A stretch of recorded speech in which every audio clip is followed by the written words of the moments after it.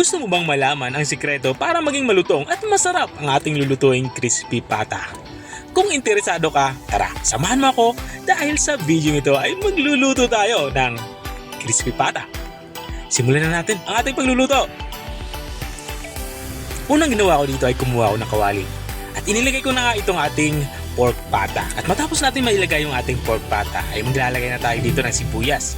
Sunod ko na yung ating luya at itong ating bawang. Sa bawang naman ay hinati ko lang ito, pinagdalawa ko lang.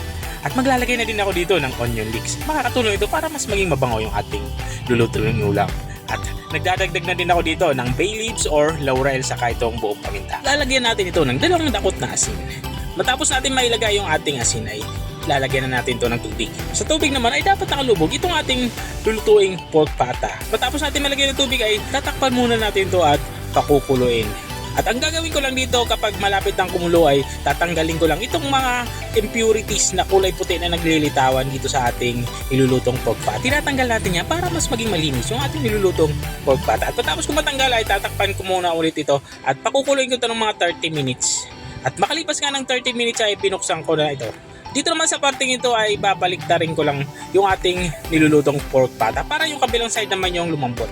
At matapos kong mabaliktad ay tinakpan ko ulit at lulutuin ulit natin ng mga another 30 minutes. So bali umabot ng 1 oras natin pinakuluan yung magkabilang side. At makalipas nga ng 1 oras ay binuksan ko na nga ito. Gamit nga itong tinidor ay tutusok-tusukin natin yung ating nilulutong pork pata. At kapag natutusok na ay okay na yan. Bali gagawin ko dito itatabi muna natin itong pork pata. At makalipas nga lumamig yung ating pork pata ay kumuha na ako dito ng kawali. At pinainit ko to. At nang uminit na nga yung kawali ay ilagyan ko na ito ng mantika. Bali 1 kalahating litro ng mantika ang aking nilalagay dito. At habang tayo ay nagpapainit ng mantika ay ang gagawin ko naman dito sa ating pork pata ay lalagyan ko ito ng asin. Makakatulong to para mas maging crispy yung balat ng ating lulutuing pork pata.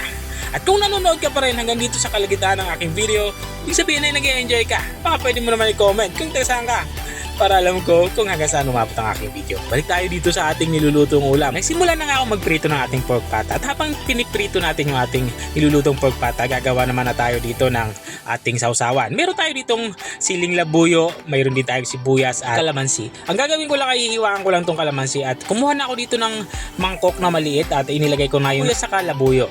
At matapos natin mailagay yung sibuyas sa labuyo sa mangkok ay pipigalan natin to ng ating hiniwang kalamansi. At maglalagay na din ako dito ng toyo. At matapos kung mailagay yung toyo ay maglalagay na din ako dito ng kaunting asukal saka ko to hahaluin para pantay-pantay yung lasa at titikman at kapag okay na ay tabi muna natin to.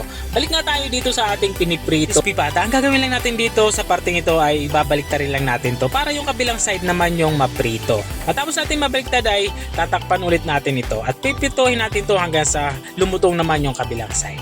At habang nga tayo ay nagpapatuloy sa ating pagluluto, gusto ko lang shoutout ang mga masusugid nating mga taga-subaybay. Big shoutout niya kay Ma'am Seni Formigones ng Quezon City.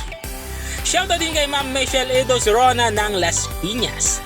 At shoutout din kay Ma'am Gemma Malate watching from Bulacan. At maraming salamat din sa mga walang sawang nanonood at pakasubaybay dito sa ating channel. Balik nga tayo dito sa ating nilulutong ulam. Dito nga sa parte ito ay natapos na tayo sa ating pagluluto at kitang-kita nyo naman sobrang lutong ng ating crispy pata. At ito na nga, ready to serve na yung ating ulam pananghalian. I-serve to kasama ng mga paborito nating sausawan.